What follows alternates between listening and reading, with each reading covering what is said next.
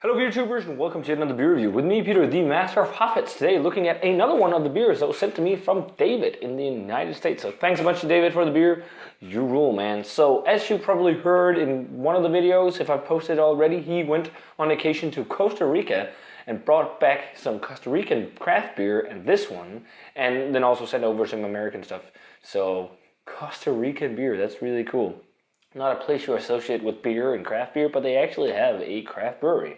But this one is the most famous beer from Costa Rica, and this is the Cerveza Imperial, or Imperial. I'm probably butchering that. That's the famous logo, apparently. La Cerveza de Costa Rica, and this is the most popular beer in Costa Rica. David wanted me to check this out because he thought it was, for what it was, just for a macro, actually a fairly decent pale lager, which is what it is. It's on 4.5%, and what I can gather on the label, it's not made with adjuncts, because it says that it's made with agua, maltas, and lupulo, which I take it is water, malt, and barley, or hops.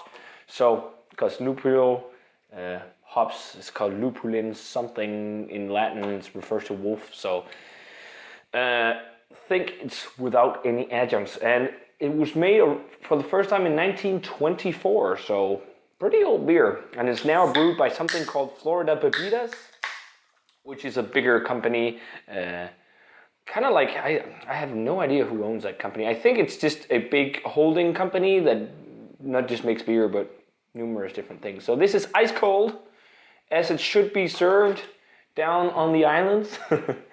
So it should be interesting to try. It's been a while since I've reviewed a pale lager from a macro brewery. This just looks like every other pale lager. It's that super yellow color, one finger head. Check out the aroma on this one. Yeah, luckily he sent it in a can so it's not skunky. It's got some sweet malt. So mild though.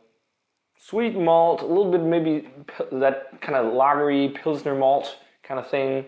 It's got a little bit of a grassy tone, slightly hints of metallic notes, but it smells pretty much like most of your macro lagers, but since it's a can, it's not skunky. So let's give the Imperial Cerveza a taste. Cheers, and thanks so much to David for the beer.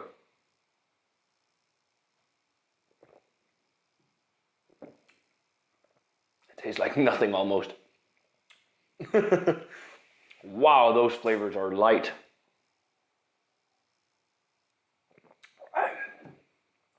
I'm tasting a slight sweet malt flavor, slight grassy hops, slightly maybe peppery finish, that Pilsner malt, crisp, clean, refreshing stuff, light to medium mouthfeel, very fizzy.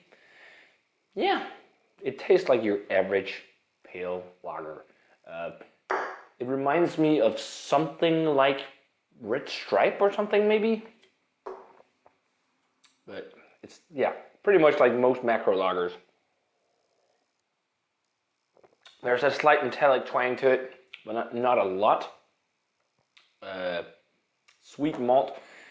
It's just boring when you're getting used to beers with a lot of flavor. But in this beer's defense, this is not made to be a beer you sit and fuss about and think about. This is made for you to crush on the beach in Costa Rica, enjoying some awesome weather. I mean, if it was blazing hot, I wouldn't mind having something like this at all if I was on vacation or in Costa Rica or something like that. But for me personally, I prefer drinking beer with more flavor.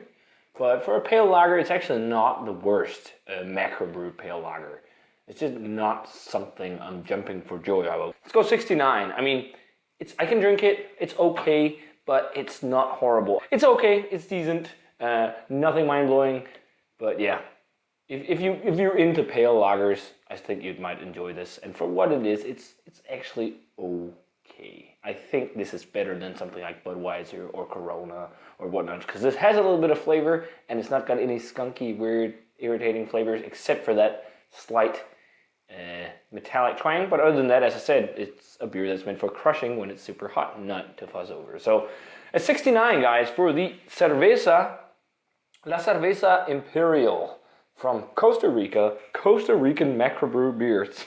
Not something I expected to review on this channel because I've never seen any Costa Rican beer around, but because of Dave, I get to try it. So thanks a bunch to David for the beer. And yeah, as always, guys, remember to comment, subscribe, check out the Facebook fan page and Twitter and Instagram. And I'm going to say cheers. See you guys in another beer review.